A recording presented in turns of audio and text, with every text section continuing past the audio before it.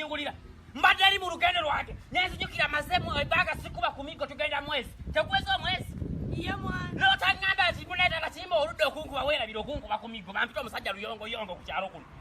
kati saba gabana nasimu asaba kunkuba ku migo Tara Chimbo asaba kunkuba ku migo. Aha gwe yeesabidde Chindo apa emigo gyange egyo emigo yanguwa waliwo tata wano waliwo koni waliwo obote waliwo nono koni mpa amini aliwa mpa amini genda kutaka buchaja tozalanga mwana n'omu ndi wano olya mmere ya terera okuba tokumanyi wali badde okola